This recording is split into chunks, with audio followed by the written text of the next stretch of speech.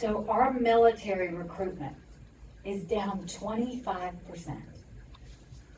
And this is an interesting thing. 80% of our recruits come from military families. And for the first time in America, military parents and grandparents are telling their kids don't do it. Why? I told you how we treat our veterans.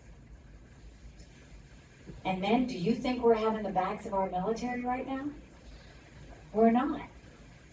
When you're so focused on making them take gender pronoun classes, and you're so delayed on getting them equipment and ammunition and battle armor that is modernized, that's a problem. You look at what social media has done. First of all, I have to make my pitch. I think we absolutely should ban TikTok. We have to get that going. Right after what happened in Israel, you saw all these pro-Hamas videos come out. We know it's the Chinese Communist Party. Then they go and they put out this letter from bin Laden justifying 9/11. That wasn't Americans doing that. That was totally China. India banned TikTok because of the social disruption it was causing. Nepal just banned it a couple months ago. Let's not be the last country that figures out this is dividing us. So, abortion, pro-life, pro-choice, it is an incredibly personal issue for every woman and man in America. And it needs to be treated that way. I personally am unapologetically pro-life. Not because the Republican Party tells me to be, but because my husband was adopted. And I had trouble having both of my children. So I'm surrounded by blessings. Having said that, I don't judge anyone for being pro-choice any more than I want you to judge me for being pro-life. But let's talk about how we got to this moment. Prior to 1973, we had 46 state laws that dealt with abortion. And in 1973, we had unelected justices that threw out those 46 state laws and said abortion anytime, anywhere, for any reason. Now I think a wrong has been made right. The unelected justices said that wasn't their place, that it should be in the hands of the people. And I agree with that. It should be as close to the people as it gets. Some states have gone more pro-life. I welcome that. Some states have gone more on the choice side. I wish that wasn't the case, but the people decide. So I respect it. But the debate that we're having in this country is there a federal law? Like, can there be a federal law that deals with abortion? But nobody's telling you the truth. I do think there's a place for a federal law, but in order to have a federal law, you have to have a majority of the House, 60 Senate votes, and a signature of a president. We haven't had 60 Republicans in over 100 years. We might have 45 pro-life senators. So no Republican president can ban abortions any more than a Democrat president can ban these state laws. So can't we find consensus?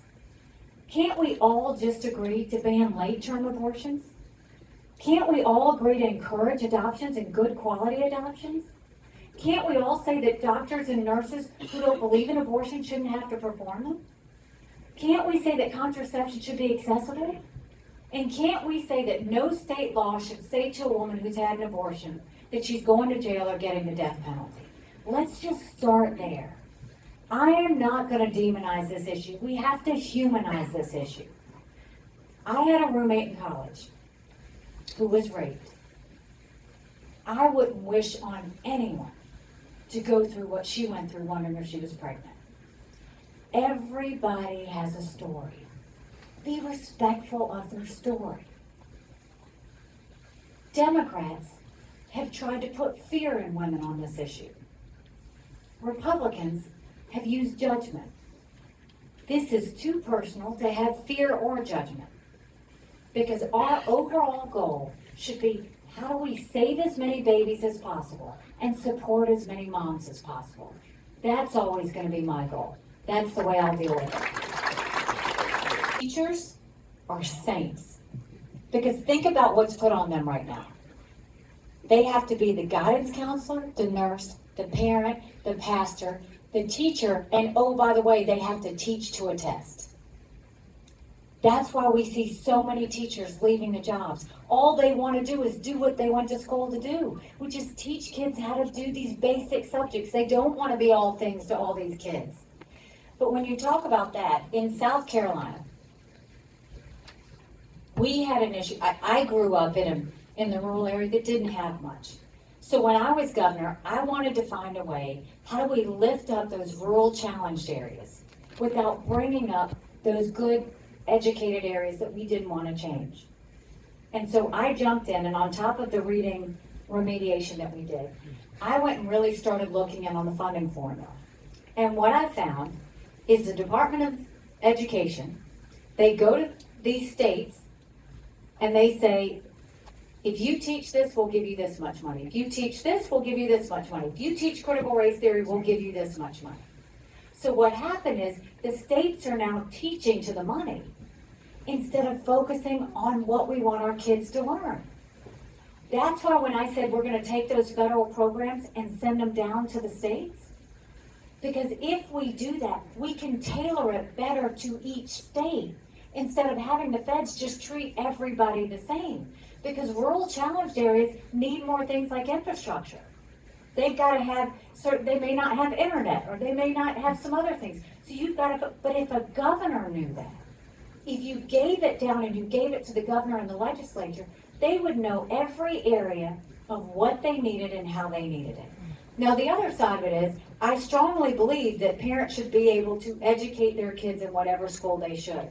But if we did that, the focus really should be on how do we get the best teachers, the best graduation rates, the best reading rates, and make sure that those kids that need a little bit more have the support system they need.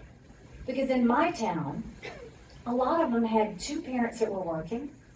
Those parents would leave and see their child in the morning, and the child would fix their own dinner and go to bed before they ever saw their parents. Those districts need additional support, whether it's studying, whether it's after school or something else. But a state would know that better than anybody at the Department of Education. That's why we need to send that money down to the states. That's why we're going to tailor it in that way.